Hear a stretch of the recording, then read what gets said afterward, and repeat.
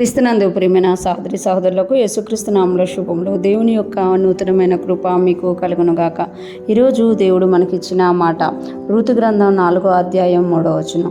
అతడు మోయాబు దేశం నుండి తిరిగి వచ్చిన నయోమి మన సహోదరుడైన ఎలీమెలెకునకు కలిగిన భూభాగమును అమ్మివేయుచున్నది గనుక నీవు చెవులారా వినున్నట్లు నేను ఒక సంగతి తెలియజేయవలనని ఉన్నాను. ఈ మాటలు మనం రూతు గ్రంథంలో చూస్తున్నాము.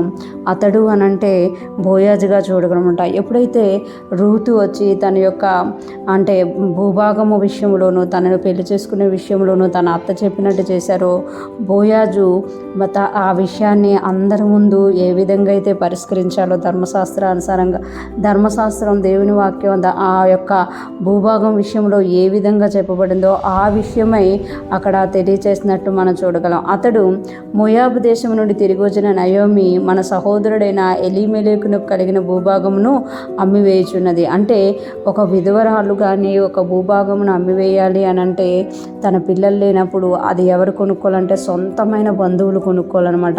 ఆ బంధువులు కొనుక్కోకపోతే ఇంకొక బంధువులు కొనుక్కోవాలి. అలాగా ధర్మశాస్త్రంలో ఎలాగ రాయబడిందో అలాగే ఇక్కడ బోయాజు తెలియజేసినట్లుగా మనము చూడగలం. బోయాజు సమీప బంధుడే, కానీ బోయాజు కంటే ఎలీమెలెక్కి నయోమికి ఇంకొక సమీప బంధువుడు ఉన్నమాట.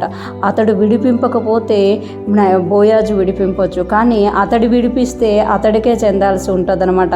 ఎలీమెలెకు భూభాగము మరియు రూతు కూడా అతనికే చెందాల్సి ఉంటుంది అనమాట. అదే విషయాన్ని ఇక్కడ బోయాజు వాక్యానుసారంగా అతనికి తెలియజేస్తున్నామట.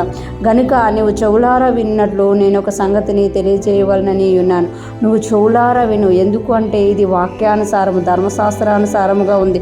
ఇది మనము ఎలీమెలెకు యొక్క భూభాగమును తీసుకోవాలి అని అంటే అది రూతు చేతిలో నుండి తీసుకోవాలి. అంటే రూతును పెళ్లి చేసుకోవాలన్నమాట. రూతును పెళ్లి చేసుకుంటే ఆ రూతుని పెళ్లి చేసుకున్న వ్యక్తికి రూతుకి పుట్టిన మొదటి బిడ్డ మళ్ళీ ఎలీమెలెకు సంతతి అవుతాడు. ఎలీమెలెకు పేరు నిలబెట్టిన వారుగా అవుతారు. ఇదంతా కూడా ధర్మశాస్త్రంలో ఇశ్రాయేలుకి ఇవ్వబడిందనమాట. దేవుని వాక్యాన్ని ధర్మశాస్త్రాన్ని ఇశ్రాయేలు ఎంత ఖచ్చితంగా పాటిస్తారు అని అంటే ఆ ధర్మశాస్త్రాన్ని తూచా తప్పకుండా పాటించడానికి వాళ్ళు ఇష్టపడతారు. అది వాళ్ళకి నీతిగా ఎంచబడుతుంది అనమాట. కానీ యేసుక్రీస్తుని ఎరిగిన మనకు నీతి అనేది కృపాదానముగా ఇవ్వబడింది అనమాట. ఇక్కడ మనం చూసుకుంటే ఎప్పుడైతే బోయాజు అలా చెప్పారో అతడు రూతు దగ్గర నుండి అది సంపాదించడానికి రూతును పెళ్లి చేసుకోవడానికి అతడు ఇష్టపడలేదు కనుక బోయాజు ఆ బంధువు ధర్మాన్ని జరిగించినట్లుగా రూతును పెళ్లి చేసుకున్నట్లుగా మనం కింద వచనాల్లో చూస్తూ ఉంటాం. ఈరోజు ఫ్రెష్ మన్నా వింటున్న ప్రతి ఒక్కరూ జ్ఞాపకం చేసుకోవాలి.